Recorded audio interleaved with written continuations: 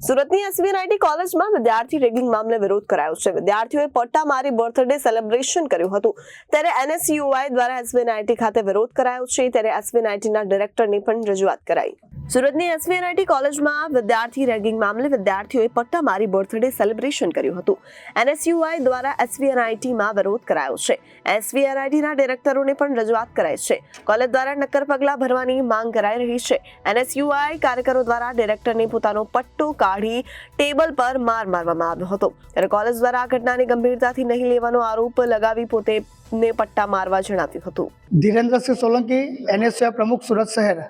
આજ રોજ એસવીએનઆઈટીના ડિરેક્ટર સાહેબને અમે આવેદનપત્ર આપવા માટે આવ્યા હતા, કારણ કે અમને સોશિયલ મીડિયાના માધ્યમથી, સમાચાર પત્રના માધ્યમથી અમને માહિતી પ્રાપ્ત થઈ હતી કે એસવીએનઆઈટી કોલેજમાં એક વિદ્યાર્થીને બર્થડે સેલિબ્રેશનમાં માર મારવામાં આવ્યો છે। પરંતુ આજે અમને હકીકત માલુમ પડતા અમને ખબર પડી કે યુજીસીના નિયમ પ્રમાણે જે પણ વિદ્યાર્થી બર્થડે સેલિબ્રેશનમાં મારે કે પછી રેગિંગ કરતા મારે તે રેગિંગ જ કહેવાય।